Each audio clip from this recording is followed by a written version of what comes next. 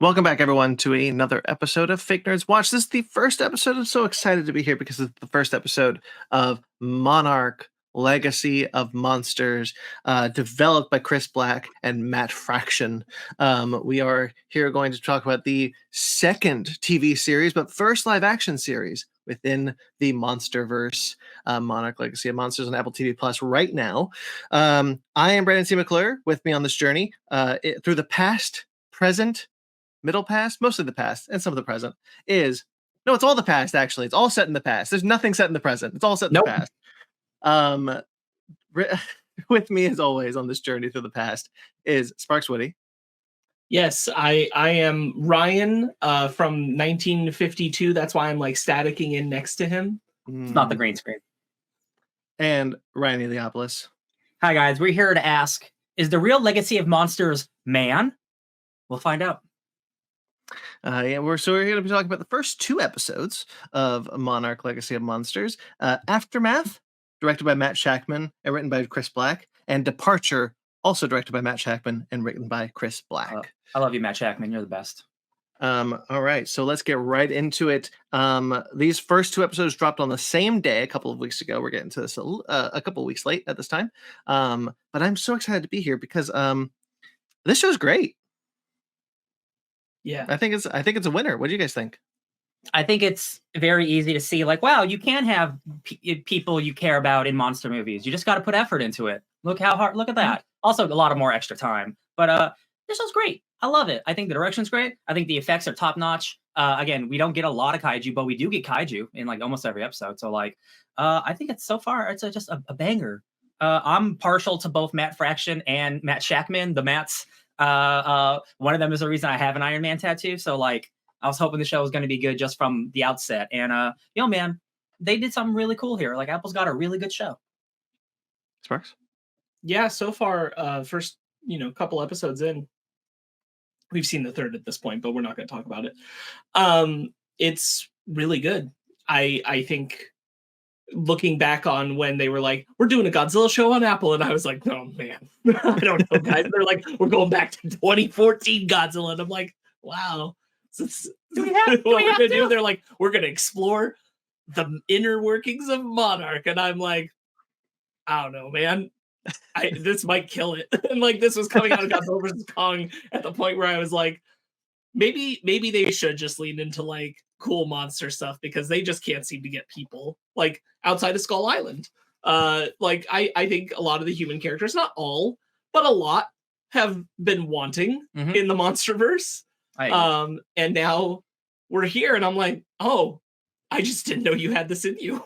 Where have you been? Where has this been? And the answer is like what you said. You needed creative people to come to the Monsterverse. They were not people who were already there. Yeah, I think it's really impressive. Obviously Apple has thrown a lot of money into this. Oh yeah. Which it shows, and it makes it look great. It's seamless between the films and the show. Yeah. Which is incredibly impressive. And I think they did a really smart thing in choosing a character from Skull Island, which has hands down the best cast of characters, at least in one of the Monsterverse films, to start building outward from via John Goodman's character. I think that was very smart. And it makes it, I know we've had Godzilla and Kong together in a movie, but this is the thing that makes like Skull Island actually feel like it cohesively weaves into the films in a logical way, because like, yeah, they've been connected, but I mean, like, has that shit mattered? Like, honestly, it was a way to get Kong and Godzilla together. Yeah. But like, you got all that Monarch stuff in Skull Island and all that, and it's like, oh yeah, because that's like the group with Godzilla. And it's like, yeah, but none of the Skull Island shit's ever referenced again until like they get to Kong, and then it's like a whole different group of people that you've never seen before, and the circumstances of Skull Island are so different. It's like it doesn't even really matter. But here, it's like, nah, this is like Godzilla and Kong, both of those things, Skull Island and that film, are central to the establishment of this universe. And I think they make that feel not just like really well interconnected, but meaningful in how they're connected. And that's impressive. That's impressive. You were about to say something else, and you're like, no, it's just impressive. No, I was yeah, it just is. Like I'm trying to think of like some kind of MCU contemporary comparison that I'd have for this, and I really can't, because I think that I don't think there's been a project in the MCU that retroactively made something that didn't feel like it was connected suddenly feel connected. Yeah. Sure. I guess really it's not comparable would be like Hawkeye for Daredevil, but like that's not the same. And like this is truly like, having rewatched Skull Island and Godzilla in the lead up to this, because it had been a while, and I really love one of those movies and I enjoy the other one. And it really made Monarch feel like the thing that those movies want to tell you that it is, but they kind of like Skull Island can't show you very much because of the nature of what that movie's doing. And Monarch is just giving you an idea of something that exists without really explaining it. And it's really impressive to go back to what I think, like going back to what we said initially, like when we hear about the show and everything, I was like, this sounds like the toughest nut to crack. Like we're going to make the organization that studies monsters interesting. And I'm like, that feels like maybe the hardest thing to do right now with the Monsterverse is to explore this group that I am mildly interested in, just because like you keep saying Monarch and I'm like, connective tissue, got it. Well, and Godzilla versus Kong just outright, it's like, we don't care anymore. Yeah. You know what I'll say? Here's the good comparison. It's Agents of S.H.I.E.L.D., the end of season 1, baby. It's that tie into Winter Soldier. That's what I was thinking. It's that. Hey man, this is really the shit. Yeah. This is really like, you took something that was already pretty good in the movies and you made it even more impactful, even more meaningful on another level by virtue of the show opportunity you had. That is the comparison. That's the one I was looking for. From a strict branding perspective, I think calling this Monarch Legacy of Monsters is a huge mistake. Because like, call it like Godzilla Legacy of Monarch or something like that. Because like, people are going to go to Apple TV Plus, and that, admittedly, I was egg on my face. I was wrong. People are watching the show. It's doing really well. It's number 1 on Apple's charts every single time. Because they marketed the hell out this. This is the Godzilla show. I think some of that legwork didn't need to be done. But I was always kind of interested in Monarch just in general from the first Godzilla movie and Kong Skull Island. Both movies I do love. And like, I'm looking at this like, wow, okay, we're going back to the first Godzilla movie. I love that movie. I'm so into kind of like diving into that tone and really like what the aftermath of that's going to be before we get to King of the Monsters. So something a little bit more grounded, not as silly as the Monsterverse becomes. I'm there for it. So like, I wanted this show. And I'm glad that the show is the show I wanted, but I didn't trust that they would give it to me. Yeah. And what I really like about the show is like, we are exploring Monarch, but like this, I thought this was going to be like Agents of S.H.I.E.L.D. for like before I saw the show. Like, we are going to be in Monarch headquarters. It's going to be only Monarch people. And really, like, they're kind of the bad guys half the time because they're like pursuing our main characters. Like, we're not really getting that much more info on Monarch as like it's more piecemeal. And I find that way more interesting because like, it is a shady organization. And like the fact that like Godzilla's blowing up San Francisco and they're just like taking pictures, I'm like, oh yeah, these guys suck. And I think that's a really interesting approach instead of just being, we're all the guys in the field. What I like about it is that while not doing anything necessarily to directly tie into King of the Monsters, I do feel like it is in conversation with the sense that Monarch is not a wholly good. Like when you're in the 2014, the perspective is like, they're a good organization. And like Skull Island, same thing. Like they just, for the most part, they just want to be aware of what's going on with the monsters and figure it out. And like when you get to King of the Monsters, it's more complicated than that. Like there are different interests inside of the organization. There are different things that different people want. Mhm. It's far more complicated. And I feel like this is, rather than like showing how like it got to there from 2014, it's saying it was kind of already there in 2014. You just didn't see it. Yeah. And like that, and I like, because there's a lot of reasons why this dual time period storytelling is working, and we'll get into all of them. But one of them is the fact that like you're seeing the like, small team, got a lot of gumption, we just want to do something to help the world idea of Monarch as it begins, and contrasted at the same time against what it turns into, like this government funded thing. Yeah. The more that Military. their hands get into it, the more that it gets complicated. Away from its initial, like what the trio wanted Monarch to be. Yeah. One of the things that I think is really interesting, and admittedly, this is a line coming from the third episode, but I think it's present in the first two, is that Sarazawa, who we're introduced to in Godzilla, as this kind of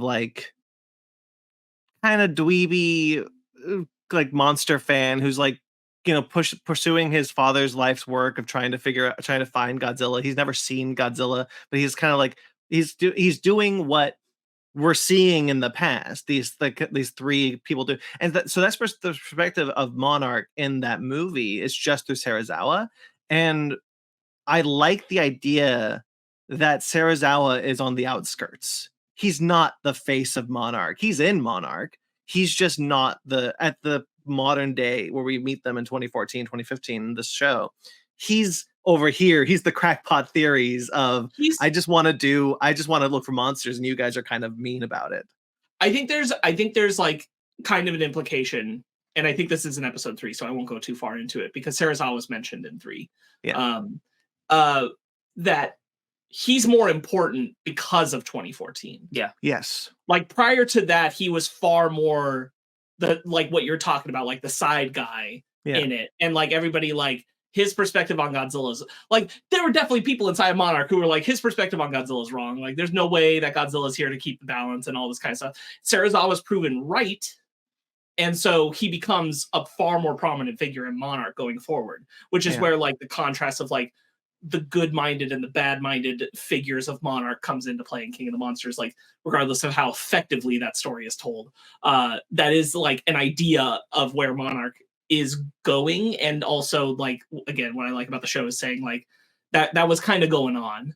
You just couldn't see it in the 2014 film because there was no time to do that kind of storytelling in that movie. But like, hey, like it was already kind of like shifty in that way. And I think that's a good point. It's about like I'm just so pleased that like we knew John Goodman was going to be involved to an extent. So when we get to that first episode opening, like, okay, here it is. This is why they got John Goodman back. Like, and I was like, man, what would they get John Goodman back for? And then you get the tie-in of like, this is really, really deeply about him and his history with Monarch. And I'm like, that's really smart. That's just really smart because I do think like the more obvious answer, right? The more obvious choice in this, again, like that cohesion with Skull Island stuff would have been to put Sarazawa central. Yeah. Yes. And I think it was so smart to not do that. And it was also very smart to find a way to tell a story that still gets so much tie back to Japan because of who Randa is in love with, who he marries, who his kids are. So you keep that, like, this is a American Japanese like joint kind of thing. Yeah. As is the feeling of the original, the 2014 Godzilla, and like the purpose of acknowledging like Japan's importance in the story and that kind of stuff. So smart. I didn't see it coming at all. Yeah. Thrilled me. Yeah, when it got revealed that young guy was Randa, I was like, oh shit, that's what we're doing. So the first episode starts. I'm just going to give context for the audience. So the first episode, we're introduced to this young girl whose father has just died, or she believes has died. And she has found a key to another apartment, where her father had another family. Yeah. And so it's realized that she has a brother she never knew about, the whole other family that she's never known about. So these two families, so now she has to, and she's kind of like through that swept up into this whole, now I know that my dad worked for Monarch. What does that mean? And then we're also getting like flashbacks of what is the end of what we learn at the end of her grandmother's life, essentially, because she at the I think it's your background currently, the kind of like the eggs, they're searching for this nest in a Chernobyl like area in Russia, I believe. Yeah.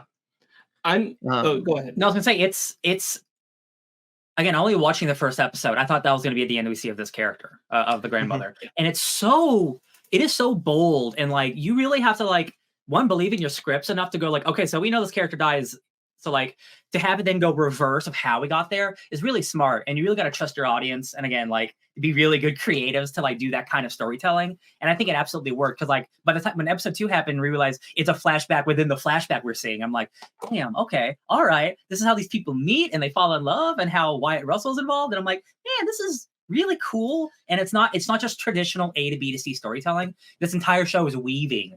Now, the first time watching the credits, it's like a dual narrative thing. And then when you see it, you realize the next episode, like, oh, I see why they're doing that. It's like, it's really smart. It's a really smart show. Right. Yeah, I agree. I think that the non-linear storytelling is really smart, especially because like for the most part, our 2014 time period, 2015, I should say, 2015 time period is linear. There are moments where it will slip out of being linear. But for the most part, that story stays progressively linear. But all the jumping back stuff you can jump back to all these different points. And I think they've done a very good job of like each episode is you might be at a different point than you were in the episode before, but they'll stay in that relative like what is the arc here at this point in time. Right. So like you said, like the first episode is the where they lose the grandmother, and that's the arc. But the second episode jumps back further in time, but the arc is how they come together and the first time they encounter a Titan. And that's the arc. And then you move on to the next episode. It's a different point in time, but it has a consistent arc. So I think that's really, really sharp. And I think they do a good job of like starting you off and establishing you like you're gonna want to pay attention to time. When we tell you what the year is, you're gonna want to pay attention to that. You're gonna want to look at that. And they throw more of that at you in the first episode than they do in any other so far. Because you also start with the John Goodman stuff. You also have her flashbacks to 2014 with Godzilla mixed in there, as well as like being in the 2015 time period. So you got a lot of different things that are being thrown at you. Oh, because you mentioned that, I really like how they handle her PTSD in relation to Godzilla. Because because she keeps having flashbacks to the 2014 event, to the attack on San Francisco, G-Day as they call it. And one of the things that I thought was really bold, I'll say bold, they kill a busload of kids. Oh yeah. In the beginning of the show. And I was because like in Godzilla 2014, we see the heroic bus driver that like plows through the blockade and like gets out of there. And then what a hero. And then like we see the bus like behind him. We've never seen that bus. That bus takes a dive. Right. Makes it feel more real, and like it's a real event that happens, and it traumatizes people. What I think is really good about it is like in the 2014 film, when you watch it, Godzilla crashes through the bridge because Godzilla's turning away from the jets firing at him. Yes. And like, there's no malicious intent to it. He's just, that's where he moves, and like it's unfortunate, but like he's a big thing. He moves, and that's how it goes. In the show, you get that like personal, from her perspective, context of like, sure does look like he went and destroyed that bridge because he hates people. And you have to like equate that, even like regardless of the fact that you might rationally go like, he saved the city from the other monsters and left. You were still on that bridge. He is still giant monster. Yeah. He still killed people in front of you. Like that's still traumatizing, regardless of if you're like, he's also good monster. He also just can do this. One of the things that I think is so interesting about Godzilla 2014 that I've always loved is that it's so clearly that Godzilla, um, it, it's a little weird to say this, but like Godzilla's not trying to destroy the city. If you watch the movie, when the movie is not at the perspective of a human, when it's in the omnipresent perspective of just watching what Godzilla is doing, which isn't frequent, but it does happen. He's moving between the buildings, through the streets. He's never outright going out of his way to attack a building or crush through a building or something like that. As you just mentioned in the Golden Gate Bridge thing, it's an accident. He doesn't mean to do it. Right. And what I like about I like that in the movie. I think that's really smart. I think that's really cool in the movie. But what I like about what the show has reframed it as is, well, that is the case from the omnipresent perspective.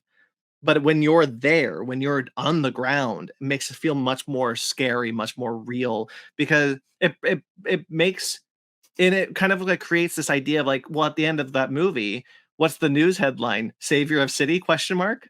Mm-hmm. Yeah. Like, and if you were there in San Francisco watching this, if you were on that bridge and you saw a busload of children just fall to their deaths, you're not thinking he's the savior of the city. And it creates such a much more nuanced look at Godzilla that I think is really interesting that we've never really had in the Monsterverse.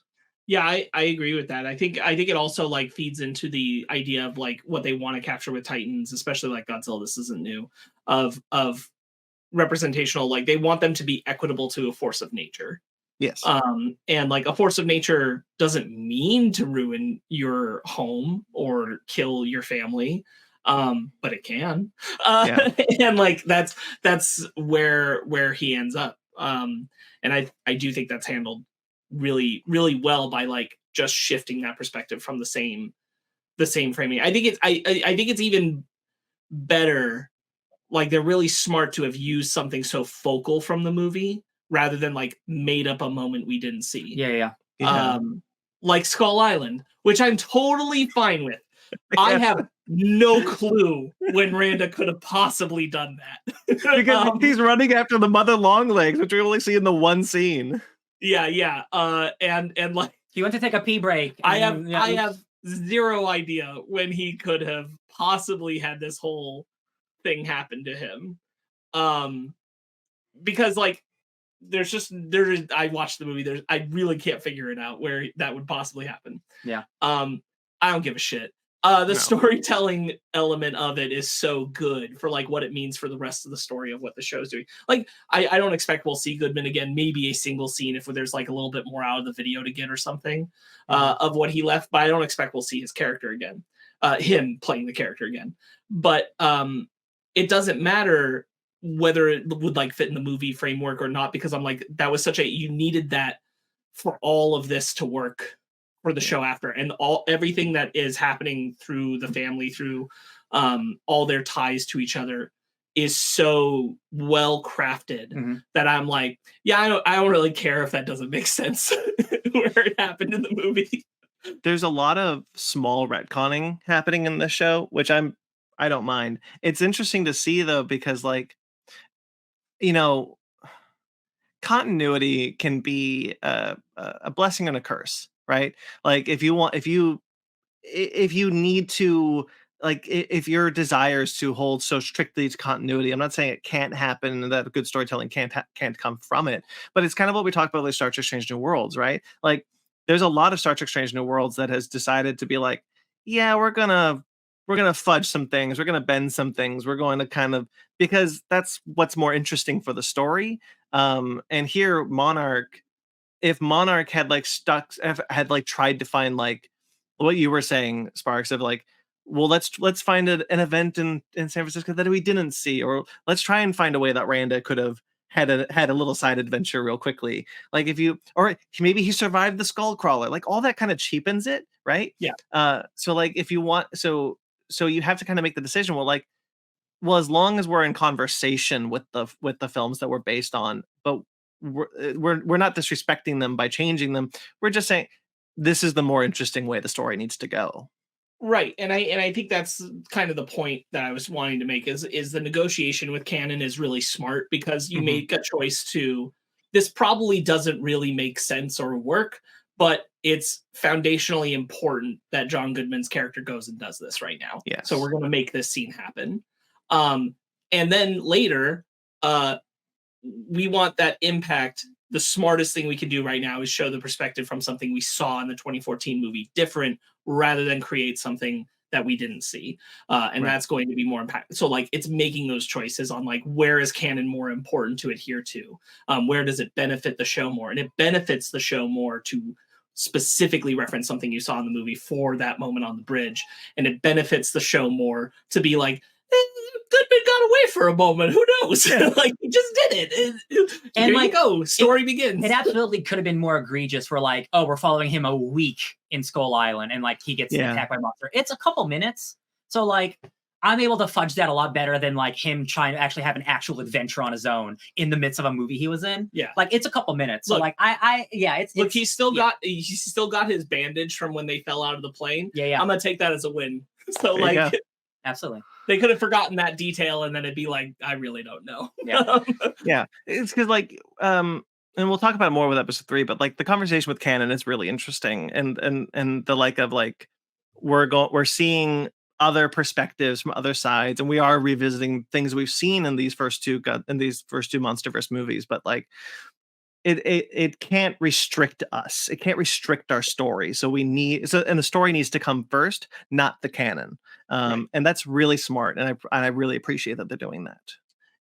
Something that you said earlier about the Godzilla savior of our city ? Got me thinking about like something about when we're in Japan and we're seeing all the stuff for the preparation to if there is a Titan attack. I think it's so interesting that like Godzilla is the representational symbol of a Titan attack, regardless of if the fact is that they're anticipating it being him or not, because he's the only Titan living that they know publicly what he looks like. So they can't reference another one. They can't think of like they're not going to show the Muto. It's like, okay, it's going to be the Godzilla design, but like technically a lot of people look at Godzilla as a protector, not a necessarily an attacker. So I think that's really interesting that like the duality of how the public image of Godzilla has to be. Yeah. I also love the taxi driver who's just like, it didn't happen. It was all fake. Yeah, it's all fake. Oh, I mean, that's like, again, like, dude, literally, like you could have just flown to San Francisco the next week and you would know that's not true. Yeah. Like, what are you talking about? Those type of people exist in the real world. You know, like people who deny real like 9/11 truth, there's Holocaust, like those kind of people like do exist. And I'm like, yo, just go outside. That's all you gotta do. Like, come on. Like it is kind of realistic in a silly way. Especially like being where he is in Japan and then San Francisco, and like those two being like focal travel points between each other. I was looking for a different word and I couldn't find it. Travel points between each other for like global business. Oh, transcontinental? Maybe, but like for global business, and like that's a thing. So like he knows people who live in Japan and have business trips they've had to take that get them to San Francisco, and like have probably come back and been like, "Yo, city's messed up." Like it's not like it's an inside job. But I think you're right. Like I'm glad. It's really nice to have the idea of someone who denies it so emphatically, thinks this is all a hoax. With a person who is sitting in there carrying the trauma of having been there. Literally was right there. Yeah. I also really like the reveal because in the whole show we're led to believe that the father had died in the San Francisco attack. He had died at some point during that attack, and the brother is really upset about it. Like he blames our main character, and she's just like, if he was with me, he wouldn't have died because he was with you, he died. And she goes, he wasn't with me when Godzilla attacked San Francisco. He died after that. And like, that's such a big like reveal. And you're just like, holy, like even I had a moment like, oh shit, what? What did he do? And then we get the reveal that he like shows up and he's like, hey, I've got it all worked out. I'm going to leave. Bye. Got to go to the Arctic Circle for some reason. Man's Yeah. got secrets. All the reveals of like the family connections and who people are to each other, I think, are done really well. You referenced the fact that she learns that he had another family thing. I also just when that happened, I really just appreciated that. I'm like, that's really thoughtful storytelling for this. Like that is unfortunately a very common thing amongst like traveling businessmen, specifically between like the Eastern Asian countries, China and Japan, etc., and the United States tend to have. It's very common. We have a friend in our lives who's gone through this, like have dual families, and like they don't know about each other. It's a really juicy wrinkle to put in here and put these characters on this like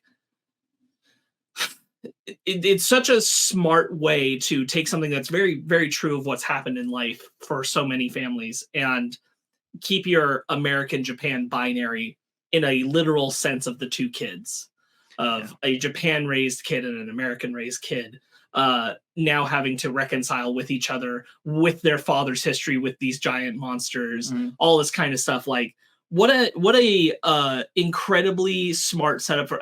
I can understand why Apple was like, yes, make this show. Like there's so much good character shit just given to you by the inherent nature of this setup.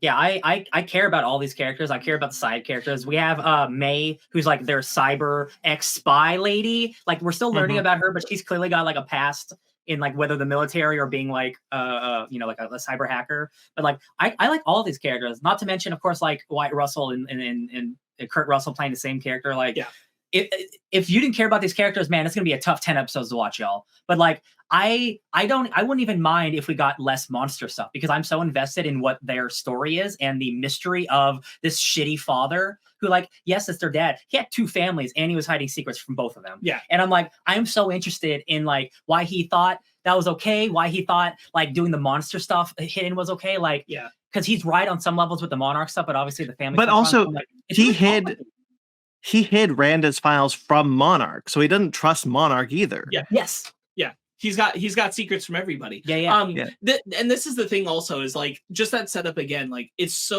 not a common framework that you get as a focus in shows these days is this dual family setup. And it's a genre show. It's just not very common. And the thing is like that and the storytelling of these two kids coming together over the dad's death that might not be a death, that alone would be a good show.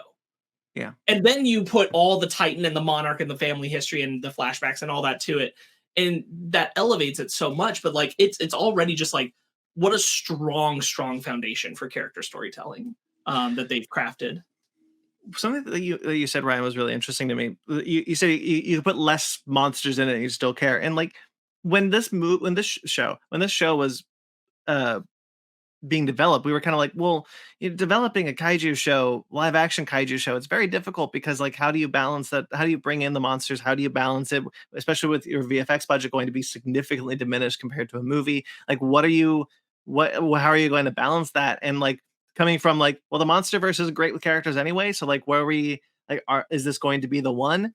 And like I was concerned going into it, like are there going to be enough monsters for me to be interested in the show?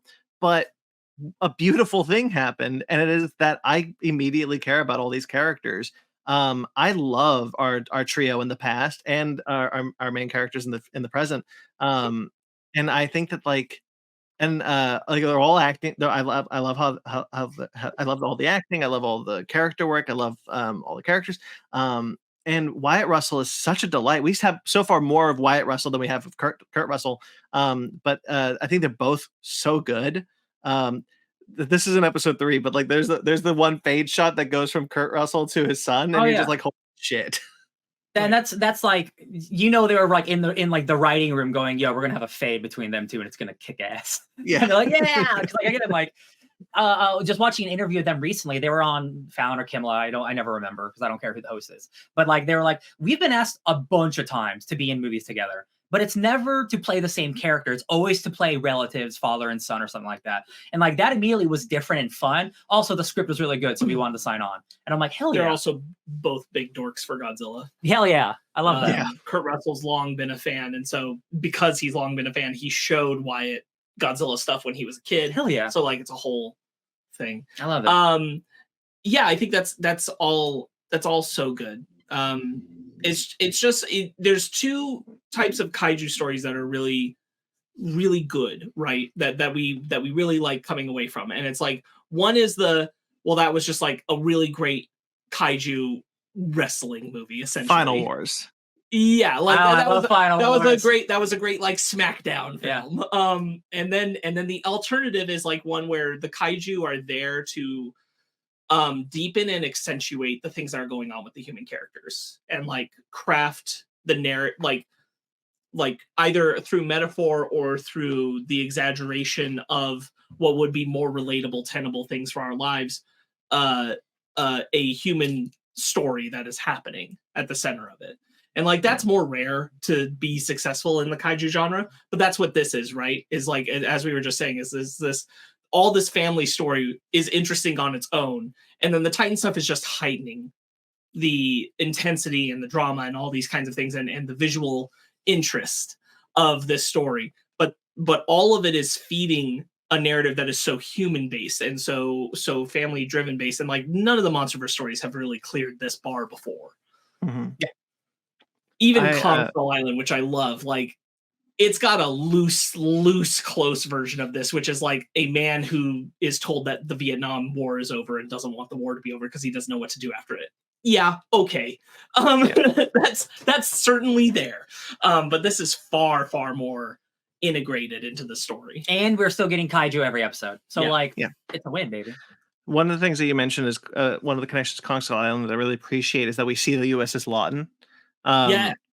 Which is mentioned in Kong Skull Island, and as Randa is the only survivor from that, and it kind of like deepens the mystery of like how did that ship get there? Like because like even in Kong Skull Island, you're like, oh, did Godzilla attack the ship? But then in here, you're like, oh wait, why would Godzilla attack the ship and then drop it somewhere? Like what was what happened to that ship really? And I really like that they don't give like an answer to exactly what happened to that ship, but also I thought it was going to be Pacific Rim portals in the ocean, dude. I swear to God. Like how does it get there? It's landlocked. What are we doing here? Like no, I thought it was funny. That'd be funny. I really like that we get to see it. We get to see that event, and not only that, but it's the first.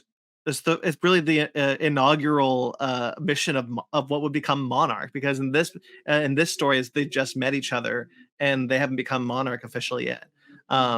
And I like that, like, oh, there's so much that I like in the scene. Holy shit. I'm sorry, real quickly. There's another bit, like, really, like, in the beginning when they first meet Randa and Keiko. And she's and they're like, oh, we're looking for the same thing, but by different ways of looking for it. This radiation thing that's like doing this weird zigzag in the sky, and they both are like, this is something, and we don't know what this is. Turns out they have and like you said, like they're looking for the same thing in two different ways, and then when they put both of their maps together, it's the exact same thing. So something's correct here in both of their assumptions, and I think it's just really fun. That trio of knowing that they're married in the first episode and then seeing them in the second episode like meet and like how they develop is so cute. And clearly like Wyatt Russell is like, it's funny because like he'll stop someone from like hitting on a woman in a bar, but he'll totally be misogynist. Like, you're a scientist? Can't believe that. And like him slowly getting over that too. Like that's character development throughout the next couple episodes. And I'm like, it's really good stuff. Like it's like everyone has like a foundation of who their character is. It's lovely to watch. I think that trio is really well cast. Randa like ages real rough in the next 20 years. It's like 15 years and he's John Goodman. I will say it's still extreme. However, knowing that his wife dies. Yes. People do like degrade physically a lot when they lose a partner that they care deeply about, and like that can happen. So I can fudge it a little bit. Yeah. I also think it's funny. I also think it's funny that in the opening credits for Kong Skull Island, like they have the historical photos of like when Randa first joined Monarch, and it's like Goodman from like Roseanne. Yeah. So it's like these don't, but it's whatever. It's a TV show. It's absolutely like not a big deal. It's just when you have Kurt and Wyatt Russell become that character, and then you have these two characters like, oh, well, this is the thing. This is the thing is that I'm like, I could accept that like he gets like really gaunt and all that. But like Kurt Russell is like 50 years past where John Goodman dies. Yeah. And it's aged like fine wine. Like wine. Yeah. Which is a little like, yo, what? But there's a reason why Shaw, his name is Shaw, has aged much slower than he should have. And I'm excited to see what that is. Yeah, you think there's actually something going on with him? Oh, absolutely. I mean, he's locked up somewhere for like what, like decades? I think like he's locked up. Well, there's the line in the third episode where he says, "Good genes, I guess." Yeah, I know. I don't know. I didn't know if that was like a joke, or they were trying to imply that there actually is something up with why he's so youthful looking still comparatively. To his contemporary. I don't know if I'm willing to buy that they're going to go for like, yeah, something's actually happened to him.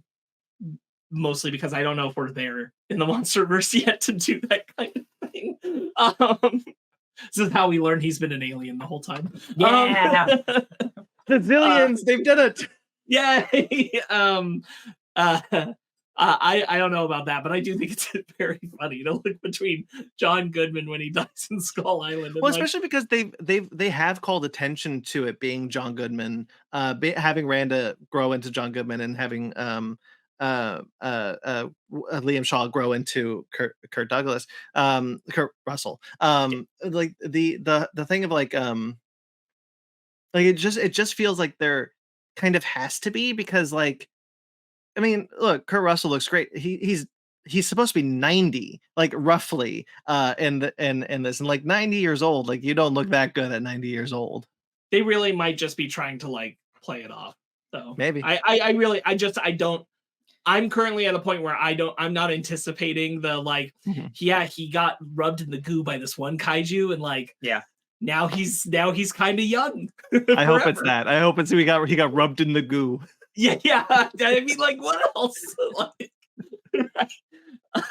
Because like the Monsterverse relation with radiation. This is just kind of me spitballing, but the Monsterverse's relationship with radiation has been kind of weird, to say it politely. If you remember in Kong and King of the Monsters, when it's just like, yeah, the radiation is actually good, and and you remember how he destroyed Vegas? Well, now it's a forest. So like the whole thing of this idea of like, oh, the radiation is actually from the hollow earth. And so like, if you wanted to be like his exposure to one of these titans radiation, radioactive wake affected him in this way, I could buy that. I'm that's not too far off from what we've already done. Sure. I mean, like, yeah, I do like the Monsterverse's interpretation of like, they wanted to keep it tied to like the radiation that inspires Godzilla and that kind of stuff, but like the idea that the processing existence of them consuming radiation changes the way that radiation interacts with the environment is certainly interesting. For sure. Yeah, and kind of an implication that like you could go like the full Earth restoring itself kind of idea. The Titans were there long before, the Titans will be here long after, because the Titans restore the Earth to the state that it prefers to be. You could do all that kind of stuff. I don't think that's something this show's gonna. We haven't brought up one of our antagonists. Let's talk about Tim, the computer man, who goes rogue to find these Monsterverse files. Because I'm so interested in why he did this. I think he's just like, it looked like he was like, he's a desk guy, and he's like, this is my way to the big ticket, to get upstairs. And like he just goes rogue in a way, because like it's an unsanctioned like the leader of Monarch comes to talk to him that late. Oh, is that episode 3?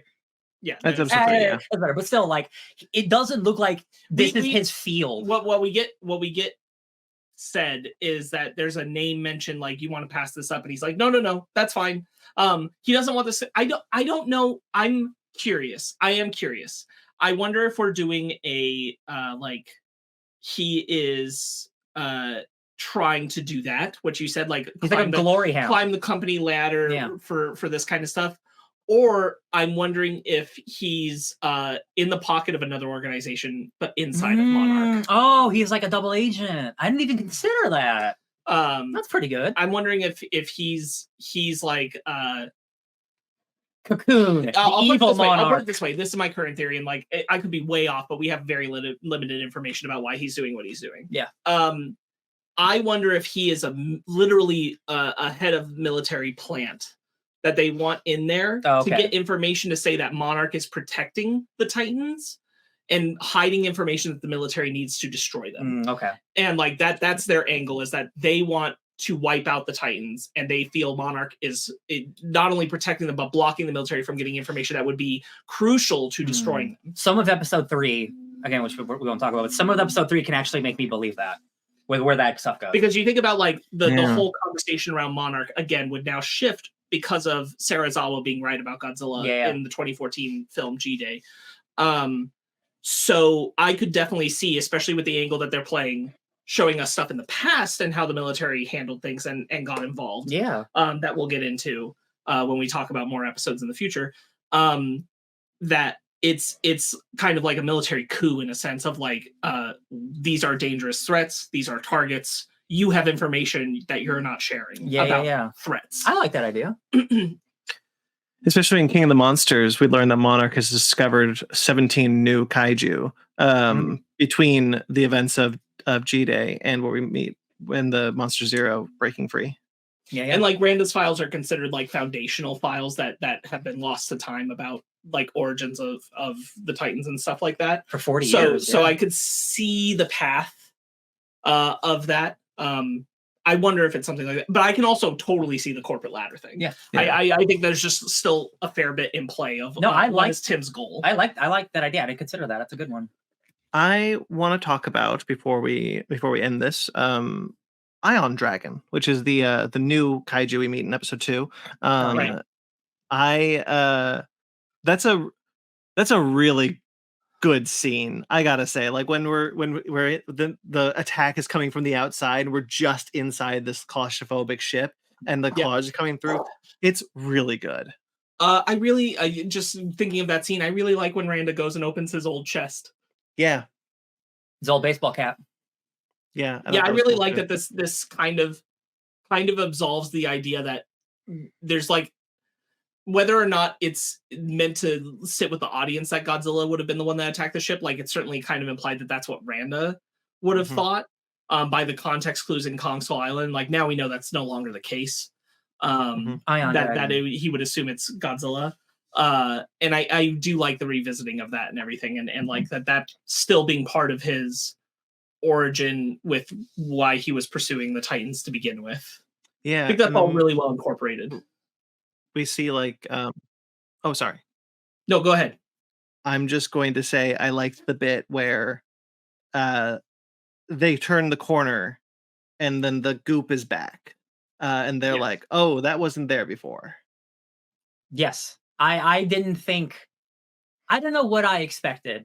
Because like clearly we see the dragon stuff in the air. I was expecting like maybe a baby, but we got a full-on dragon monster. And I'm like, hell yeah, there's a big old dragon monster. I think that's really cool. And like, it's just great cinematic storytelling. Like Lee's driving away and he sees it in the air and he's like, God damn it, those kids were right. And he drives back to go save them. I think it's just really great. It was really thrilling. And again, it was really well shot. Like you said, Brandon, having it be contained in the ship.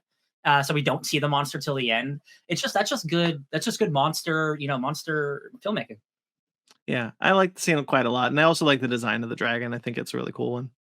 All the monsters that we've seen, even including future episodes, are cool and unique. And like I'm like, yeah, I'm totally fine with that being a new monster in the new Titan in this Monsterverse. Yeah. I had a couple of notes from these first 2 episodes I wanted to highlight. The part where she gets to Japan and they're spraying the plane down, and the guy's like, it's the illusion of safety. Like like parasites have anything to do with it. They're just trying anything. Just air. Which I think is really, really funny.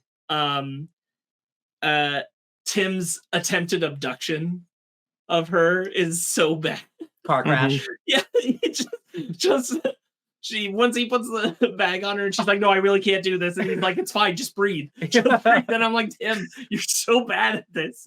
Like he's so. It feels like it's his bad at first time being an agent in the field. He's like, "This is what we do, right? Am I doing this right?" Yeah.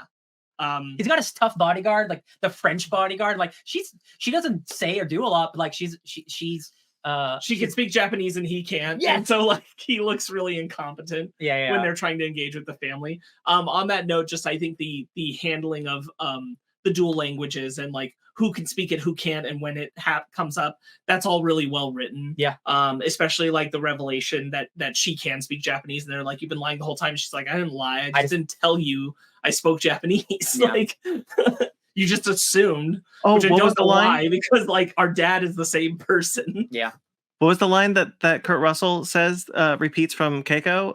A lie and a secret aren't the same thing, or something like that. Yeah. Oh, something like that. A lie and a secret aren't the same thing. There's a lot of really good lines in here. There's a lot of well thought out dialogue. Really excellent exchanges between characters. That's also part of it. Like they're good characters. This is also a sharply written show. These characters are well defined. Their lines are really, really to the point and tactful, and like whether they're supposed to be emotional or investigative, like they're really, really well thought out in the dialogue. I love the ending when like in episode 2 when we go to see Kurt Russell at his retirement home, which is definitely not a prison for these people. And he's been there for who knows how long. And the second he has a reason to leave, he's like, "All right, let's escape. Cutting this thing off. I got an escape plan." Like, yo, you've been thinking about this for a long time, haven't you? There's cameras in all the trees. I'm like, that's a cool. I want to know. We won't get any more, but I'm really curious about like, is this where they just put all their old Monarch employees who they can't kill just in this retirement home in Japan? I'm like, it's very interesting. Like I think specifically, yeah. I think Sparkz is right. I think specifically people who they don't want out in the world. Yeah, that's also the interesting thing, is because like where does Shaw fit into he doesn't fit the Monarch agenda? What is the Monarch agenda, and how many agendas are in Monarch is also I think something. God, this show's good. Like they really just like deepened the institution and deepened the characters and made everything far more interesting and impactful. Do you guys think we will see post the grandmother's death? Do you think are we moving towards that moment, or do you think like, because this is 10 episodes is a long time, like do you think we'll move past that? Because like I think there's at least one episode. Yeah, because like we got to see how Lee gets disbanded from Monarch and thrown into old person retirement home jail. Especially so, like, we know that Lee and Randa stay friends after that, because the mom, the brother's mom, knows Lee personally, and says he's your uncle Lee. Yeah, you're right. So like there wasn't like a falling out or anything. It's just something happened, and I'm curious to know what that is. He probably got thrown in jail and couldn't say anything about it. Yeah. I'm really interested in it. I think there will be. I think there will be one story arc that is post the loss of her. Because I think you'll get some stuff about Randa and like his son when he's young. Yeah.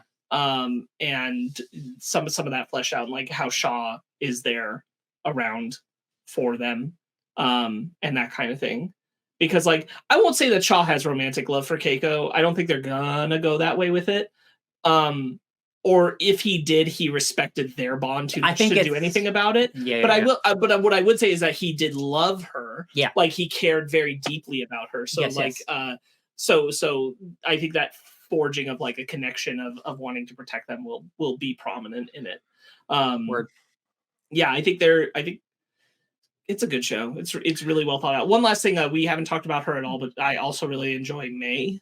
I brought her up a little bit. I think she's a really well-grounded character. Really, I like how she navigates conversation with Kentaro, who I particularly in these 2 episodes, I'm like, oh my god, Kentaro, shut up. Yeah, he's kind of such a little bitch. Yeah, I mean, like, I get it. It's a totally reasonable reaction to the information he learns. Like, there's two sides of it that you're getting, which is the cool, my dad was a piece of shit. Great. So happy to know this. And then there's the other one, which is like, this can't possibly be true about my dad. My dad was awesome. Yeah. And like, you're getting both of those. And like, Kentaro's more annoying because Kentaro's wrong. And so he also, like, I know it's unintentional, but like, I'm gonna go to the one person I know who could do this. And like, it feels like he's using May, but he does care for her. But like, their relationship's also really interesting that I want to know more of. Because like, she says, like, I was ready to make it real and you weren't, or something like that. Yeah. So like, and then he comes running to her when he has daddy issues. He comes running back in, and it does feel like this is serving a dual purpose for Kentaro to involve her. It's like a reason to go to her. Yeah. And like, I like he was all just that waiting stuff. for an excuse. Yeah, which makes him feel like a real person. Yeah. And it also makes May, for her level of involvement, feel like a real person. And it was smart of her to digitize all those files. I like one of the things that I really appreciate about the show is that it's not just strictly movie canon. Shaw's from the Godzilla Aftermath. No, Godzilla Awakening comic. He's a character from that book that I obviously the books are loose canon and the show is making them even looser. But the idea of like the fact that like Chris Black and Matt Fraction were interested enough in the kind of the as small as it is, the wider Monsterverse lore to incorporate into the show is really cool, especially someone who reads those comics, and really interesting to me. You know who I made a joke to Ryan about like getting to see Bradley Whitford by the end of the season or something, but you know who I'd really like to see is I think it's Hoskins, who we see in King of the Monsters, right? Which one is that? His name? He's the black military guy who the scientist who goes with Randa to Skull Island. We see him grown up. Yeah, it's true. In King of the Monsters. That's true. With Mothra. So if you brought him back at some point in this, I think. That feels right. That feels like yeah. That'd be awesome. I'd love to see that. King of the Monsters and Godzilla vs. Kong have like all these like little bits of character stuff in them that I'm like, no, give me more of that. Give me more of that. Like Godzilla vs. Kong. What's the one? Ren Sarazawa's kid is working for the bad guys. Like, god damn it. Man, they do nothing with that. Oh my god. Deeply unexplored. Yeah. And then the Mothra twins are in King of the Monsters, played by one actress, but still, with the Hodgkins character that you're talking about. Like, I want that. Let's extrapolate that. Let's see them. I would love to see at least Hodgkins come in the show. Hopefully, this show. I thought of it because of the really good comic. Like, my favorite of the Monsterverse comics personally is the Kong Skull Island tie-in one, which is about him. Yeah. And from one end to the other, and I think that's really good. So the show is doing well critically, and people are watching it. Like you said, Brandon, like when we go to Apple TV Plus, it's like the number one spot, which is great. So like, hopefully the show can get a couple seasons, and like it can explore all the things that we were talking about, like all the stuff that like didn't have enough time in the movies, or like they just didn't care in the movies. And I'm like, this is the perfect show to do all that stuff. I honestly, like, you can make me like King of the Monsters more if you bring back Famiga and Kyle Chandler and you start doing like setup stuff. Absolutely. That'd be dope as hell, man. And make it so that feels more in conversation with everything that was happening here. Like I'll like that story a bit more. It can do if I'm giving good lead in. Yeah, absolutely. There's one last thing I want to bring up. Two last things I want to bring up. It's a shame this has overshadowed the conversation over Skull Island, which is a good animated show. It is much better, but that show is part of the Monsterverse, and I wish more people saw it. Probably not getting a second season of that one. Likely getting a second season of this one, which is nice though. Yeah. I mean, if I just on a surface level, if I had to pick, sure, I'd want more of this.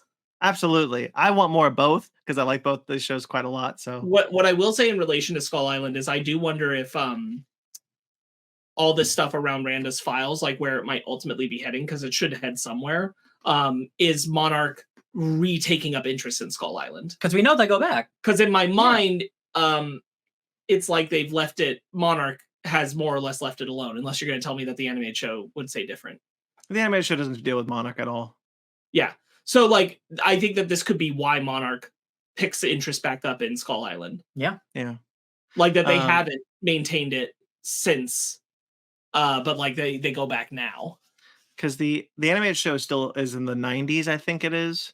So it's still, it's still kind of before this, but 20 years after Kong, and there's no Monarch presence at all. It's just an island. But you're right, because by the time we get to Godzilla vs. Kong, Monarch has a presence in on Skull Island, because they protected Kong when the storm came in. Right. Yeah, it'd be interesting to see. I just wanted to shout out the Skull Island show. If you haven't seen it, check it out. If you like this show, if you like the Monsterverse, just check out that show. The last thing I do want to say though about this show is how grateful I am, because like I from the jump was always fascinated in the idea of Monarch. I thought it was a really cool idea. I was really interested in this idea of like, this was like the Monsterverse's version of Shield, right? Like they created this like government organization that knew about these titans, and I was always so fascinated by it, and I kind of like ate up everything that I could find about this organization, and like I like how they are represented in the first three Monsterverse movies, and I was really disappointed in Godzilla versus Kong when they were just like, you know what? I don't know what to do with these guys. No one really does. Screw They it. were like that. They were like that with everybody, though. Like that with Right. all human characters. They're like, we practically don't want them here. Right, and that's what exactly. And I'm sure Godzilla X Kong and the New Empire is going to be a lot of fun. But Big like monkey. big monkey, Smackdown two big movie. monkeys. But like I was really disappointed because like I like what we've gotten. I like Sarazawa. I was really disappointed when Sally Hawkins' character died in King of the Monsters. Still I am. I think it was stupid. It was a horrible move. Anyway, and like I really think that there was potential for them, and I just kind of thought that after Godzilla versus Kong, that no more. Don't worry about it. We're done. That we're not going to deal with Monarch anymore. And I was like, fine, all right, fine, I get it.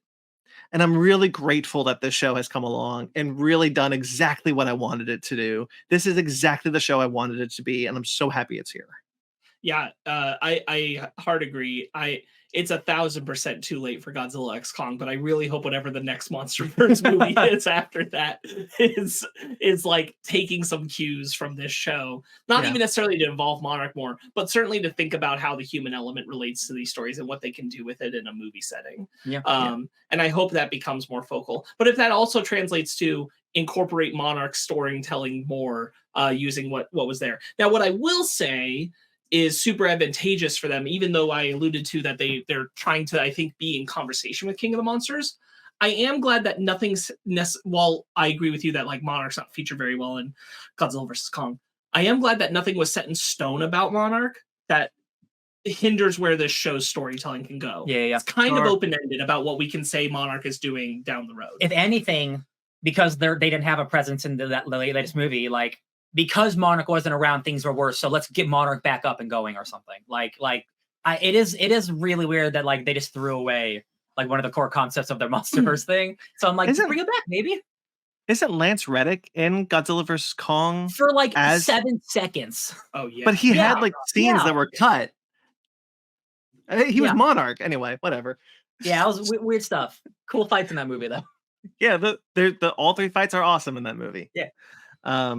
Yeah, and I'm glad we have the show. I'm glad there is a Monsterverse movie that has engaged a conversation like this. That you can have a conversation like this about character and about how the relationship between these monsters. Like I just never thought we'd get it. Like I knew we'd get it with Godzilla -1, but I never thought we'd get it from an American Godzilla property. Yeah. I never expected the show to be like awful or anything, but like this show is better than I expected it to be. Like it is way more has more depth than I expected it to be for like the kind of movies we've been getting in this universe. So like I'm with you, Brian. Like I'm thankful that like they really tried with this show, man. They really like put like real hard effort into like you got to make sure that these characters work, that there's a compelling story, and that also monsters are represented, which so far they have been. And they've really like we praised it before, but they've really done such a good job with this non-linear storytelling and jumping between different time periods thing, because like not every show's good at doing that. Yeah. And they've really got a handle on it because they're always keeping the emotional through line clear of who you're following and why. I never feel lost and I feel completely on track with exactly what they're trying to give me, exactly the story they're trying to tell me. I really admire it. I think they've done a really good job in crafting that narrative. And one last thing I'll say real quick is I'm also, I know Brandon's happy about this too. I'm just happy to get, like, obviously I love our classic Toho monsters, but I'm so glad that not only are we getting new kaiju, like the Ion Dragon, but that they look cool.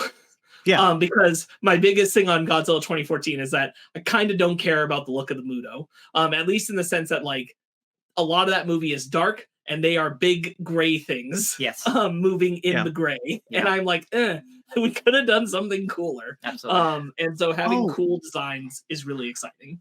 Not only are we getting well-designed monsters, but they're in the daytime, which is ridiculous for a series with this.